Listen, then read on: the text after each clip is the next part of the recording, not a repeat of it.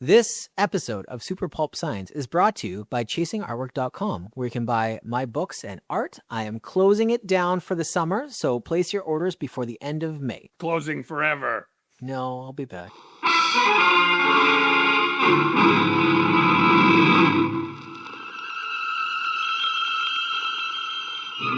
Attention, citizens.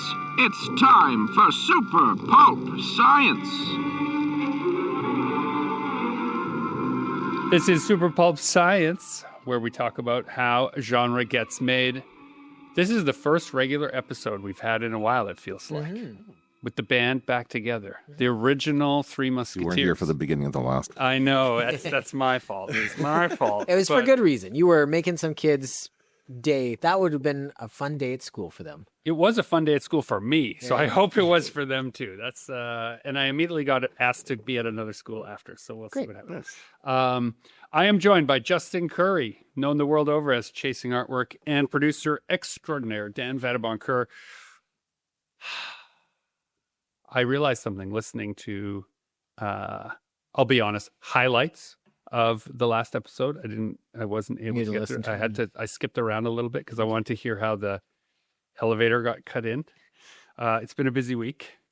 And I realized that I missed something really core and really important that I talked around a little bit, but I hadn't done enough reflection about something that happened at the Calgary Expo, or at least that's where this idea begins, dear listener. I had a moment or two that I wanted to touch on from Calgary as well. So we're going to cycle back around. Yeah. But I want to say to the dear listener that this show, if you have newly arrived because of, let's say, the ad and QR code that are going to be in iCollector #1 on the Stands from Image Comics, this is a show where we talk about how we make our livelihoods as creators, how we stay interested in being creative, how we make the stories that become the genres that we love, how the genres that we love impact the shows that we do, impact the comics and books and screenplays that we make.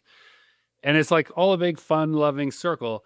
And every now and then I'm reminded about your Spider-Man pajamas, our episode 1, why we did this show in the first place, which was like to demystify the idea that somehow artists are special, right? That how genres get made are people just like do some work and later other people think it meant something, thinks it fit into a category. Yeah. It's other people's predisposition to find patterns in things. That's how we get genres, right? And so podcasts lately have started to fall into this different genre of like hustle culture and like bro culture and like all these other things. I don't know if it's just my algorithm, but I've been getting a lot of like suggested reels or stories about specifically Artist Alley artists and comic book makers doing big posts about how they're burnt out and leaving the industry. That's exactly right. Like there's this whole sub-genre now about how if you're a creative, everything sucks and is terrible and is bad. I think it is your algorithm. Right? A little bit, yeah. Right? For sure. Because you're an artist, of course. That's what it's going to show you. And it's interesting. When I see somebody like, I'm quitting Artist Alley and here's why, and it's like a little bit of a story, like I'm usually want to see what the deal is. Yeah. And so now the suffering is the content instead of the content that brought them there in the first place. And whatever, that's not really what I want to talk about. In a way it is. It's a gross topic. But not really. Shout out to Renegade Pencil, Winnipeg comics artist, Bradley, who does these scratchy kind of crow quill style. I actually don't know the medium, but that's just what it looks like to me. Black and white. Like they feel like it reminds me of cosmic horror a little bit. Cosmic horror, but also like if cosmic horror was illustrated by the feeling that the fonts heavy metal bands use. Yes, I was going to mention heavy metal album cover type. It's like it's a pastiche of a lot of things, and he likes what he likes and he does what he does, and he has a group of people who likes what he does, and so he does what he does for them. He has the end cap across from me in Edmonton, and there's like no better like end cap partner to have because we are like you're the opposite. We're super opposite. Yeah. He is all like black and white and stark, and I am like colorful, pastel-y. Like it's the perfect. People know exactly which side of the aisle they're going to when they're coming up. Yeah, if it was like an old record store, right?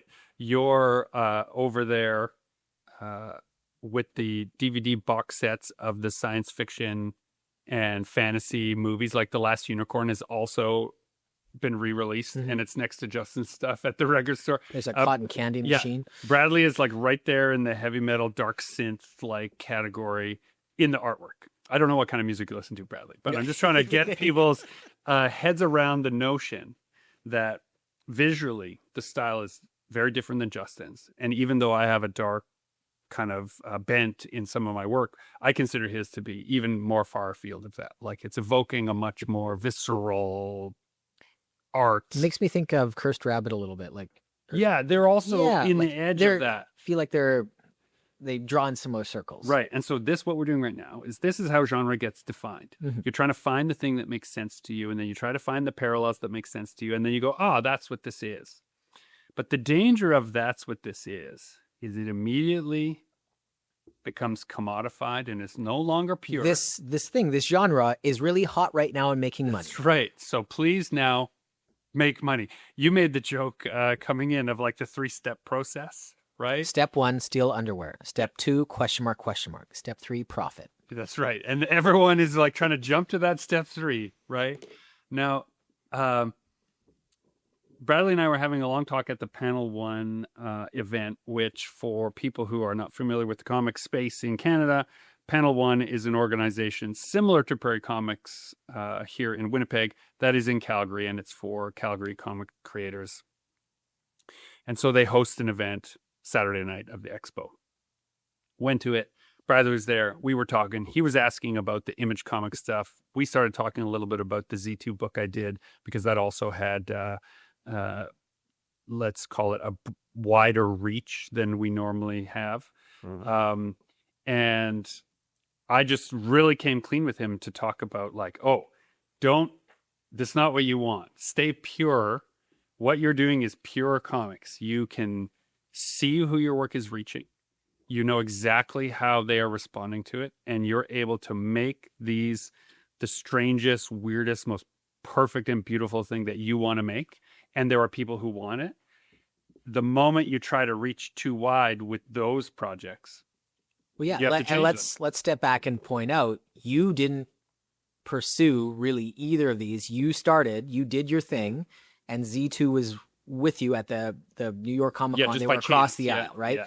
Just seeing you do your thing, and then with Image as well. You and Jonathan had done your thing. We finished all 12 issues. You finished it, and then So it's not like you were started with the goal of like, let's get published by Image and started from there. Exactly. That was after, let's tell a great story and see what happens. And this is what I'm trying to express less eloquently than I'd like, but it's because the idea is a little raw for me. The feeling is a little raw. People who are now seeing or coming to the work believe that the big platform was our goal. And the big platform is just the byproduct of the thing we did anyway and didn't give up on and kept doing. In the movie version, you chase down a cab with an Image like chief executive in it, and you're like, "Give me a chance. I just need a chance." Yeah, and he has a clutching the copy of the comic book to hand to him. Yeah. That's right. As he's trying to catch his flight. Kid, stop bothering me. Yeah. Hey, kid. Yeah, we're on our way up. Yeah. Right. And it isn't like that, Like I'm turning 50 this year. I've been doing my own thing for decades. You don't even know how many 5 of them published. Yeah, well, I don't. Yeah, not off the top of my head, because that's not germane, and depending on how you define publish. But also what I'm getting in with that is you've done so many things. A handful have like gone on to do other crazy things, but it's not like you published one book and just really tried to make that one work. Yeah, because I'm not a genius. There are geniuses in the world. And there are a handful of people that make the mythology of the one book that changes your life, right? They exist, I suppose, but they could not reach anybody unless they were thrown into the grist of the mill. It's right? just as likely as somebody who's never played basketball steps onto a basketball court and is handed a basketball and suddenly can out basketball every other player on, Like basketball. I love how little a sports analogy Sports. works between Yeah. us. It's okay, Laura. We're gonna be all right. It'll be like another funny story. That's not how it works. Isn't just like a talent that can be awakened and unleashed. It's something that has to be chipped away at. You have to sport a lot before you're good at the sport. Here's the best part about this whole thing. My youngest son likes playing basketball, is getting good at basketball, and he He can basketball real good. And that's what I said to him. He was like, Dad, you want to come play basketball with me? Sure, I'll basketball with you, right? And he laughed. And as we were walking, I was like, hey, thanks for inviting me. And he dribbles the ball between his legs and does like some roundabout thing. And he goes, well, Dad, you were the only one at home. Right? So we just do our best, right? Yeah. The point I'm making, or the point I'm trying to uncover here, is that the end goal of this podcast and the end goal of the work that I do, we achieved in that very first episode of Spider-Man Pajamas, which was let's explore a new idea together and share the parts that we think are working and aren't working. And let's figure out how to start a podcast. Let's figure out how to make a movie. Let's figure out how to put on a play. Let's figure out how to put on a live event. These are the parts where it's only the people that you can reach with your own hands. That Firelight analogy, right? You're singing the song to the people you can see. That's what I love about doing Comic-Cons and public events, right? The Firelight, you build your little fire, and the people that gather around it can just see what's in that light.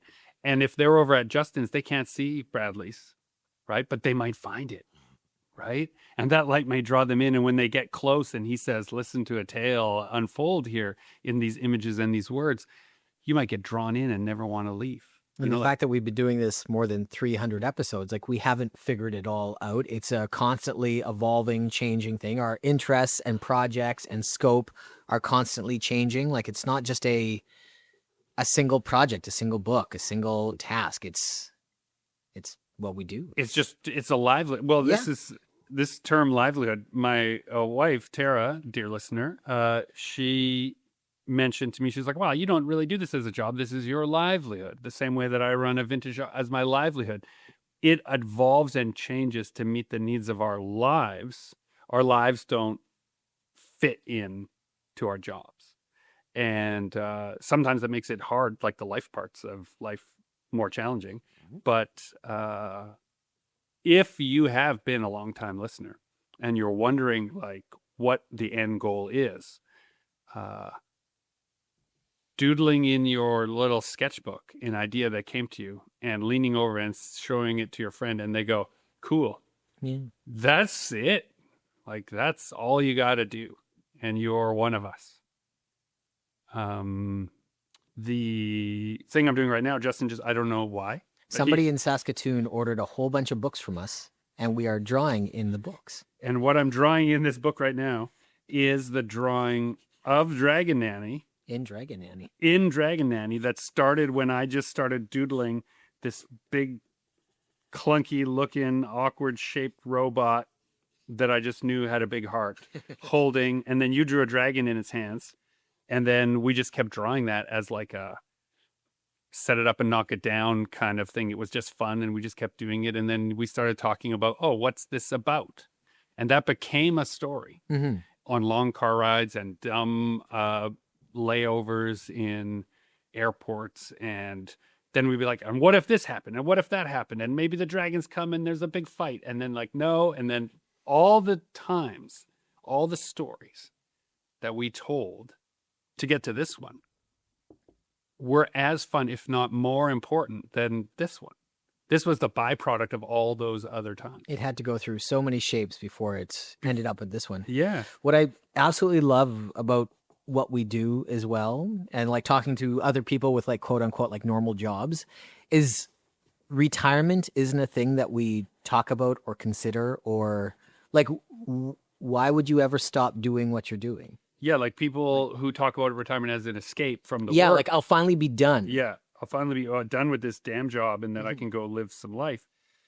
Man, you'll never have more time than you have right now while you're listening to us. Turn this fucking thing off and go do something else, right? Is what I guess what I'm saying. Take us with you.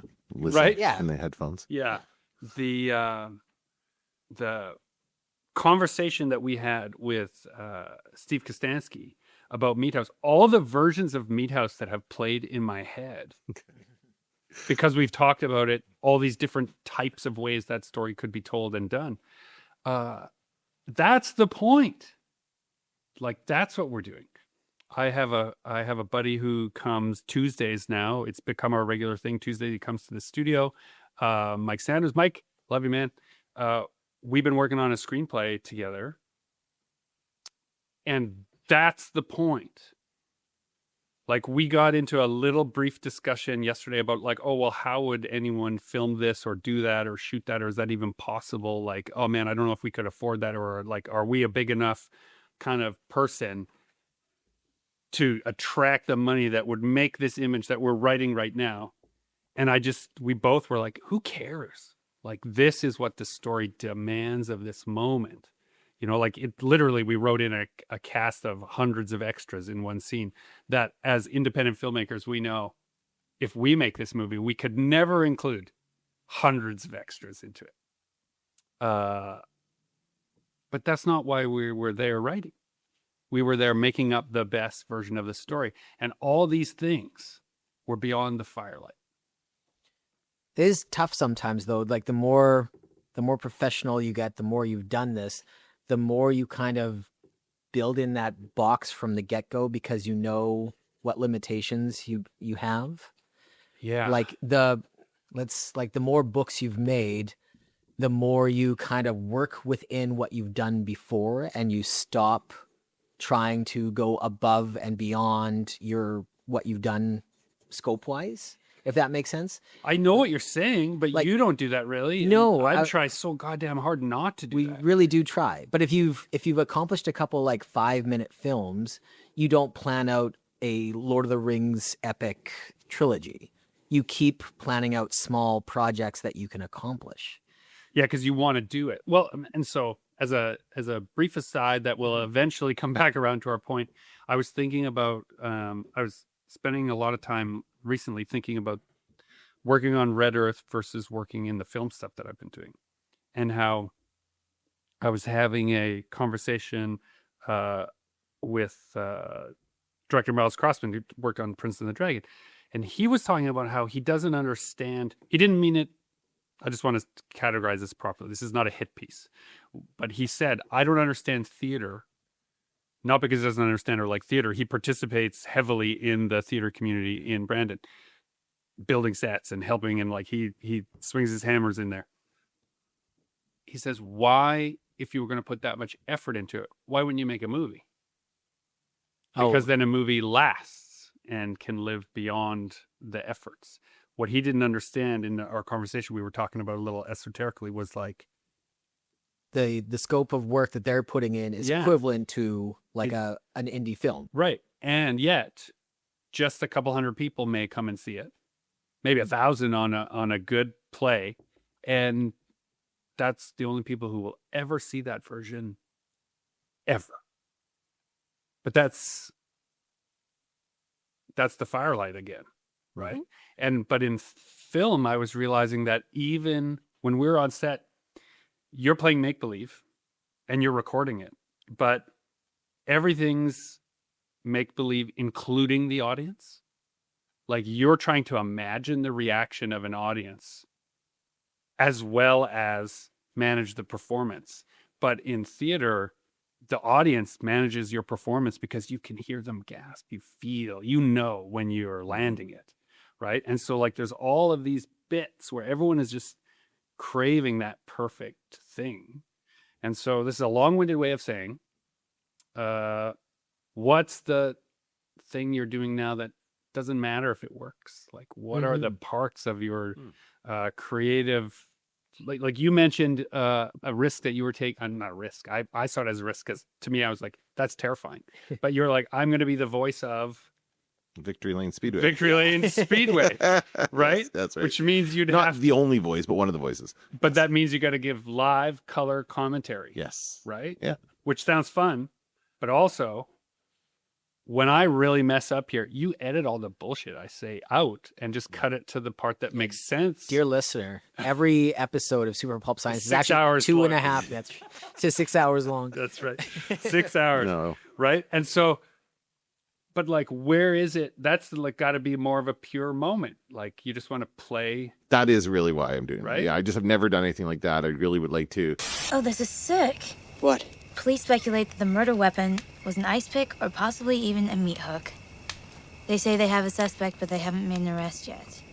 Peter Mansbridge was discovered because he was an announcer in an airport, I think it was, in Thompson, Manitoba. That's perfect. Wow. And some CBC producer was taking a flight through there and heard his voice, calling out, and he's like, "You should go on the news." And so maybe somebody will hear my voice at Victory Lane Speedway and say, "You should do something." I wouldn't say actually news being out because there. news isn't paying anything anymore. But Well, by actually being out there, this is Justin's point about the Z2 gig. yeah, exactly. You I wouldn't have didn't got look- that if you weren't there. But wouldn't it be cool to be at New York Comic Con with my weird shit? Yeah. Right? And you I'd like got to an have awesome done job out of that. That Right. was a great gig. And so, like, if you're not trying, obviously, no one can find out. But also, you have to be, I think, like in your case, willing to fail openly and in public. Seth Rogen had like a great clip about this, about like how you got to love it and you got to keep trying and getting out there. And he brought up like Ian McKellen. Like, who knew who Ian McKellen was before he was in his 60s, right? Yeah, he was it's a great classically example, yeah. trained actor. He was doing all kinds of stuff, but like nobody knew who he was until he was Magneto, or Sure. was it Gandalf? Well, which one? I don't know which one came. Those of But- us Magneto came in first. the education world who knew of him and Patrick Stewart from their excellent BBC Hamlet? Was it Hamlet? Shakespeare- They did a few. They did so many, yeah. And Patrick Stewart's another great example. Yeah. Like, oh, I'm going to do this silly little sci-fi show that's probably not going to go anywhere and won't even be a blip on my really prestigious career, oh my god. forever known as. There's a scene from First Contact where he screams about "this far, no further." Chills. John here. Yeah. Right? Oh my god! Every time chills, right? And I can apply that. Sometimes I'm Very in out of line. character for. I agree. I wasn't a fan of that version. Right. of the card. That's not how he should No. be acting. but swinging for the fence. Yeah. Right? Like, why it stands out to me is because I knew him and then I didn't. And then I had to reckon with this version. And like, that's brave, right? It's Yeah. brave to leave it in the edit, to brave not to like do another cut, do another take, do a different version, but in fact to like let the man do the work and see if it hits the audience. I don't know if we're in an era where people are willing to do that. Like, I was talking to my niece and nephew recently, and they're like, "Oh yeah, we go to clubs. We don't really like dancing all that much. Like, we dance at home, but we don't like dancing because everyone has a camera, Mhm. Yeah, I guess so, eh? right? And so nobody really wants, because like, do you want to be the person that someone is cutting the next famous meme to, right? Like, That's interesting. right?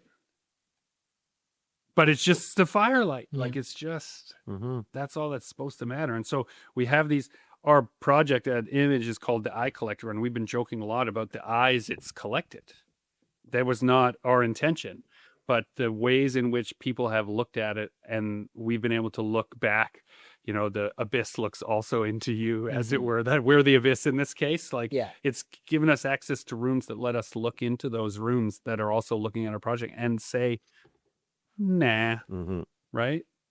To kind of like go back to your question there about like what you're working on that like fulfills you versus like almost like the shortcuts or the easy routes, but like every time I go to a Comic-Con, right? Like you can just see by what people are picking up at other tables and what other artists are displaying. Oh, if I want to make quick money at Comic-Con, I need to be drawing Demon yes. Hunt. K-pop. K-pop Demon Hunter is Yeah. what like the big one. This, that, and the other, and people will come up. Do you have any current show?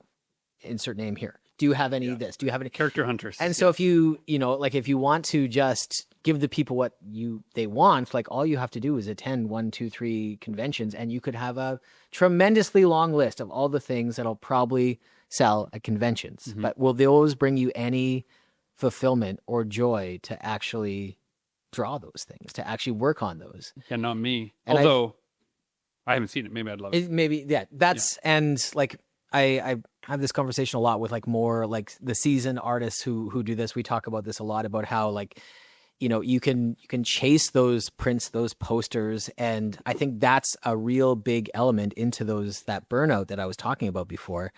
Like there's a couple artists I follow that all they post about is like, look at all the online sales I have. Look at these empty boxes from my conventions. And like, I kind of forgot what they drew or what they made, because all they talk about is like the money they're making and the success they're having. But I'm like, what is it you do again? Like what's behind this? I forget, because all you're doing is, and I think like, you know, that's how you gain the algorithm. You post like shit like that. Whose attention are you after with that?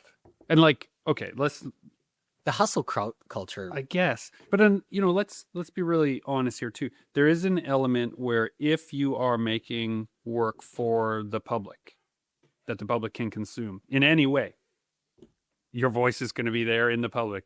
Dan, your images are there in the public. My books are there in the public. If you're doing, you hope the public will notice.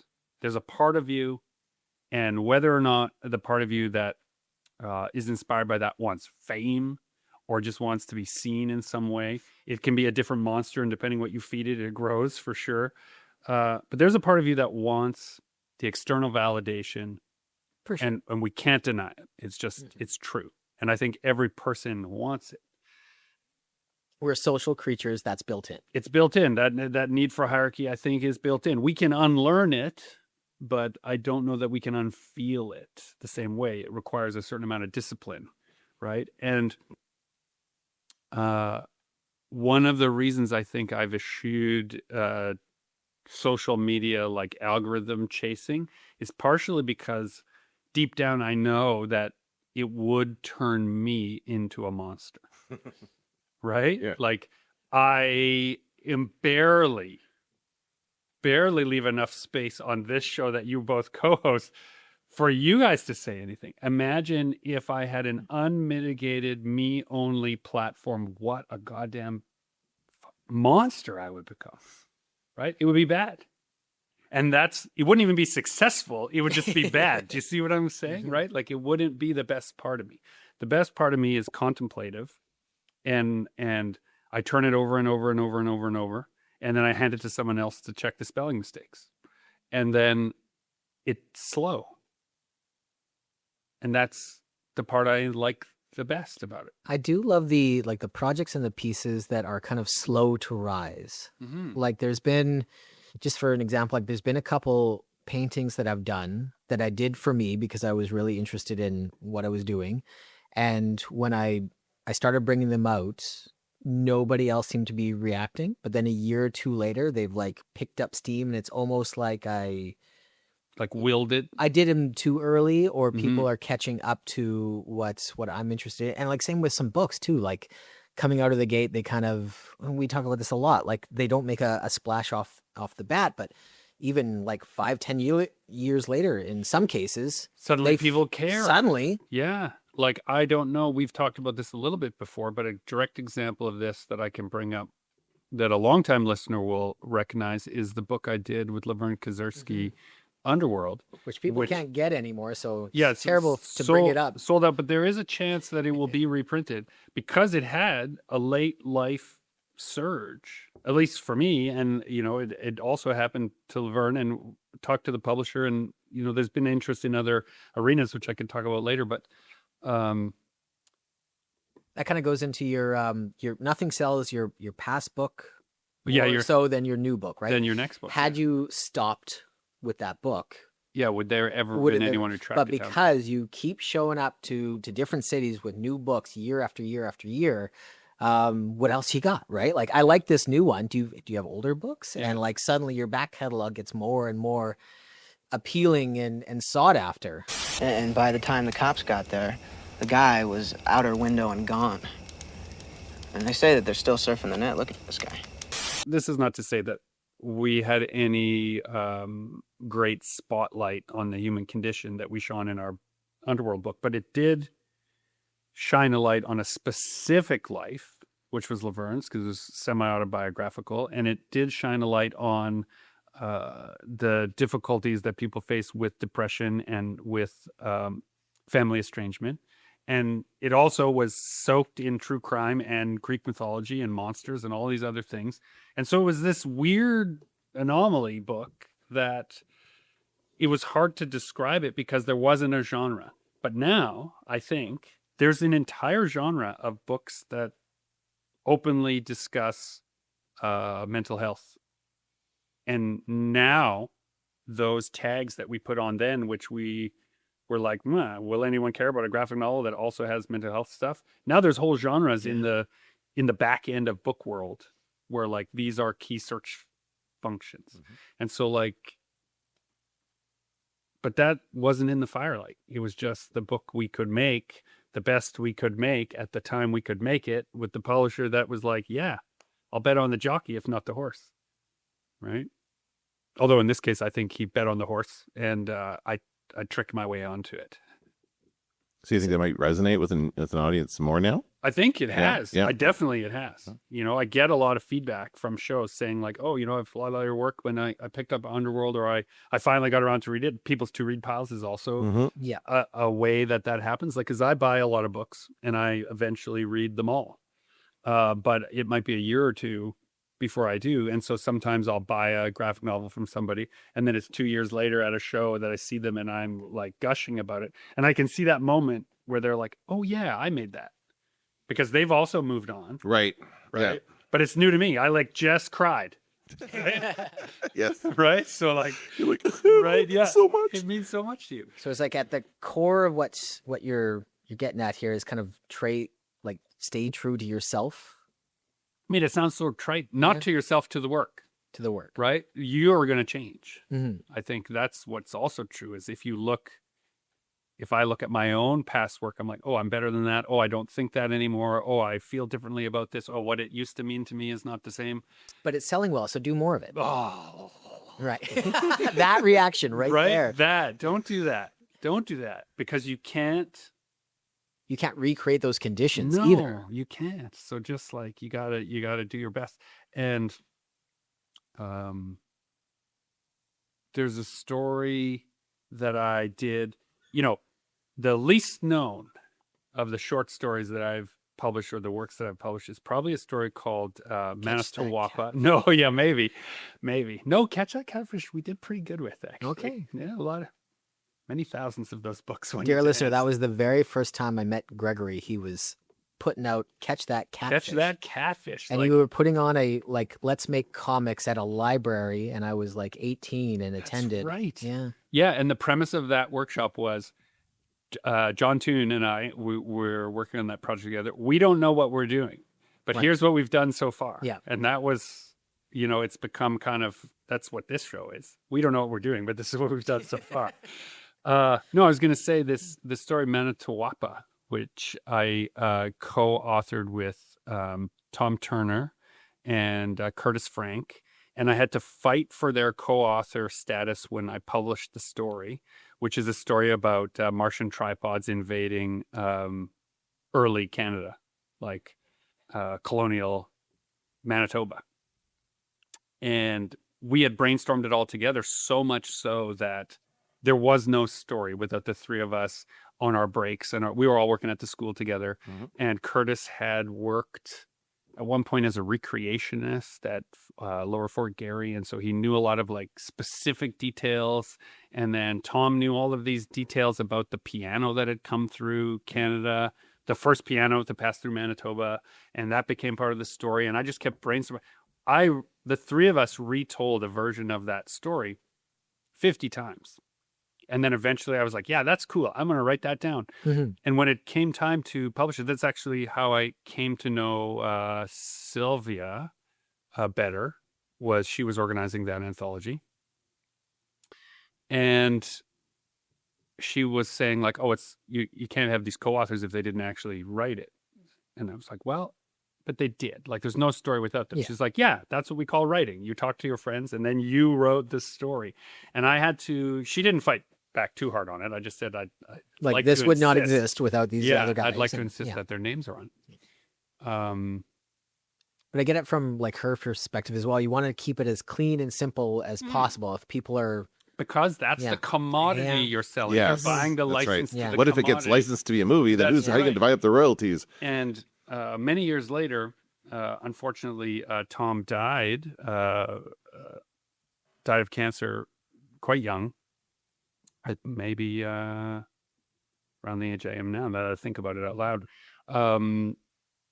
And his wife sent me this message saying, like, making that story was really important to him as a person. And the idea that the commodity of the story would have removed him. Ugh, yeah. gross. Right? So gross. Yeah. Because, like, in my mind, we'd be friends for a long time. So just do that pure thing. I think partially why all of this is on my mind is I went to MC Jodry's book launch for Marmalade Parade. And Matt, as we know him, or Matt Bay Press, as we sometimes call him, he has a new book out, not from his own press, but from Guernica, I believe is the publisher. Guernica Editions. Guernica Editions, which is like, it's a big deal, He'll be on Writing the Wrong Way next week. right? It's a big deal. And the book looks so cool. And we went to the book launch, and it was interesting to know him as the publisher at large in Manitoba. Right. Now he's writing the other. He's wearing Now the other he's hat. wearing Yeah. the other hat, right, and presenting that way. And so my publisher of Witch Police is up there promoting his book with a different publisher, and suddenly it was all like we were all the same because like I'm often working with different people than like I often say it's a good idea not to put all your eggs in one basket, and here he is now doing it, and I was like, yeah, amazing. And then my mind immediately wandered to the tree at McNally Robertson in the atrium. So while he's doing his reading, often in order to focus my thoughts, I will draw from life, right? So I can totally hear everything that's happening around me. If I'm drawing a thing that's present, I can totally zoom in. That's how I got through school. It's like all those things. The doodle is the mnemonic device for the event. Mm-hmm. And so I would study by looking at my doodles rather than reading the notes that the people had written down. So that tree in the atrium, it occurred to me how many book readings have washed over its bark, right? Because it's a live tree. It's in a the bookstore. living thing, and it's Yeah. right in the place where they launched the majority of the titles. And that independent bookstore for decade upon decade, I don't know how long they've been around, but it's in my living memory, at least that long. Yeah, I can't remember them not being around. Right. And we could look this up, dear listener, but we're not going to. No. Right. And that tree has absorbed all these pure moments because, like, a book launch is just the people in the Firelight. It's your friends, your family, the people that you see sometimes who will come to gather and have that happen. So under the tree, I'm drawing this and I'm drawing the leaves and I'm like, there are way more stories than there are leaves on this tree that this tree has been led. There are way more failed books than there are little lines in this bark. And he just sat there, staring at her head in his lap. The rest of her body's just slumped on the grass. So she was a ghost all along. How many of the books that I've read have gone on to reach the one person that needed to read it? And that was everything about it. The same way that this book that Matt kept saying, he didn't ever want to talk about what it was really about. He's almost like obsessive about not talking about the plot because the book is related to memory. But also became guarded when Dr. Jonathan Ball asked him questions directly related to his own experience in writing the book versus his own experiences that are presented in the book.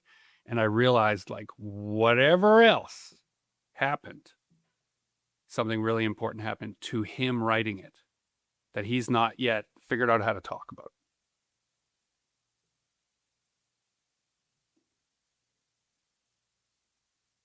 And I guess that's why we go to Comic-Con. Okay. Like, I don't know what I'm trying to get at, but like, we've been talking a lot about like, oh, big deal this and big deal that. And I just felt like that's not really, Not what it's about. and it's not what Yeah. I'm about. It's not what we're trying to do. You don't want to distill what we do into a quantifiable step by step, like here's how our business works and here's how you could duplicate it. And I used to like back in the day, I, like would binge Dragon's Den every once in a while. That was a good show. But the only thing I really took away from that show is we are companies that if we die, the company dies with us, right? Yeah. We are not creating something that somebody, like a turnkey business that somebody else could take over and keep producing what we produce. We are it. It is We're us. literally the thing they wouldn't back. Yes, at Dragon's Den, there's no way. because I can't copy it without you, right? And we can't sell Yeah. what we do, like, or sell the process. Yeah, which is, the large language model AI discussion was like, maybe we could replace them, but it's, it doesn't work. And so, They keep saying that. I'm waiting for actually something to come out. Like then show me a movie, show me a show, like show me anything. do good. something then. Yeah, prove it. Prove it. Yeah. You say that, but what if they do prove it? They will eventually. Right? It's And fine. when I think about that, I think about, okay, The Thing. Failure at the box office. Failure to the critics of the era. Enormous success as a visual effects feature. Eventually. So, no, but I mean like, when it was made, it was, the right? actual Yeah. process of making that stuff then got used and used and used and studied and copied, and like it had such an effect beyond initial success. And so I guess this is another way of me saying the initial success isn't the goddamn point, right? No. They were just a bunch of people being like, can we make this scary movie? What if we filmed it inside of a freezer? So that we could see people's breath, right? You notice how no one does that anymore? Like that's not a thing that we do, right? Because they can add the breath digitally now. Right? Yes. Yeah. But you had to give it a shot. Yeah. So, dear listener, this is me entreating you that despite all the pomp and circumstance of some plateaus that we have clawed our way onto recently, none of the view for us has changed. You should continue to build your little fires, invite people into the light, and share the song that's in you to share. Do you want to finish with what you're working on right now that is doing that for you? Oh, I'm working on a huge Marvel movie right now. No. I'm just kidding. Yeah, I will. The work that is doing it the most for me is the hardest goddamn project that I have, because I undertook to do it slow. Yeah. It's the book I'm working on with Lyndon Richenka, The Year Away, which we thought, oh, we'll do it in a year. That was like, I don't know how many years ago. Don't tell me, Lyndon, I know you know. But it's starting to finally work and come together. And I started sharing pages with him. And my promise to him that, like, once your baby is born and you feel trapped at home, these pages will start coming in and you'll feel like, oh, yes, I am still working and I'm still doing things and my ideas have momentum. The important part of it already happened.